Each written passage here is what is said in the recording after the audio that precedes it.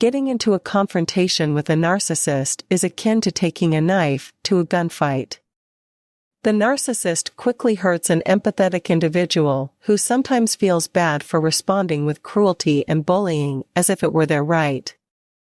The shame instills feelings of guilt and self-doubt in the other, leading to their surrender. But, how does one go about putting together a fair fight? The most powerful method is to thoroughly comprehend and disarm the narcissist's most deadly device, projective recognition. It's incredible how unjust, devious, and manipulative a narcissist may be, but they barely show genuine regret for their behavior. They change their view of reality by deflecting, distorting, and projecting, absolving themselves of responsibility, and concurrently projecting guilt onto others.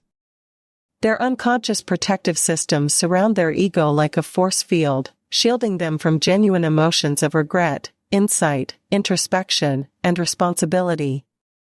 As a result, they believe they are never incorrect.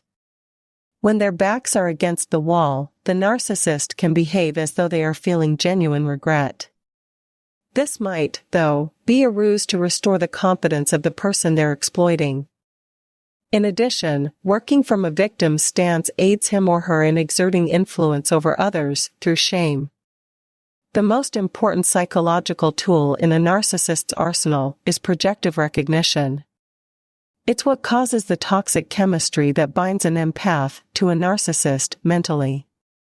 Projection is a psychoanalytic concept for the implicit mechanism of expelling one's own intolerable characteristics and attributing them to somebody else.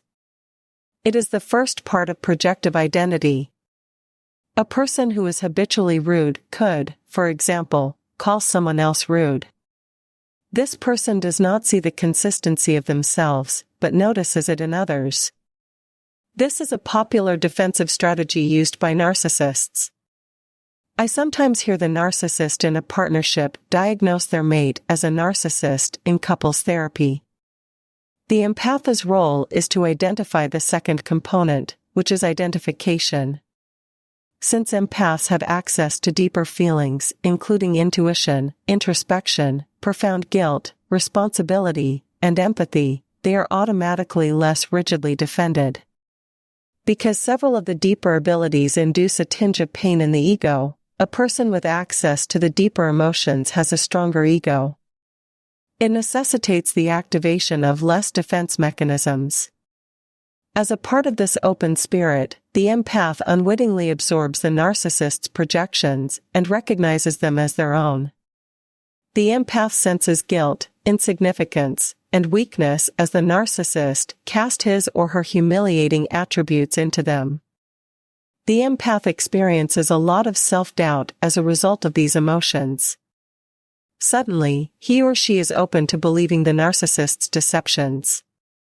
They then come to believe that they are the source of the relationship's issues, so they begin to cater and accommodate, allowing the narcissist power. The narcissist takes advantage of their position of dominance and intensifies their strategies in order to divide and cause discord with the empath's friends, families, and co-workers. When the empath's sense of self deteriorates and their social net dwindles, they become more reliant on the narcissist, trapping them in the deadly loop of projective identity. The empath must become mindful of this latent dynamic in order to break the chain of projective identity.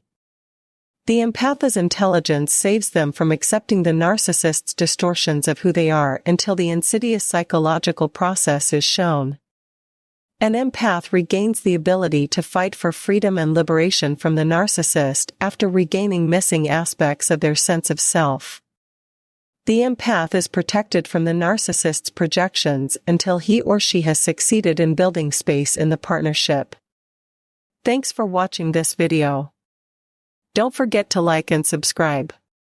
If there is anything that needs to be discussed, write in the comments column below.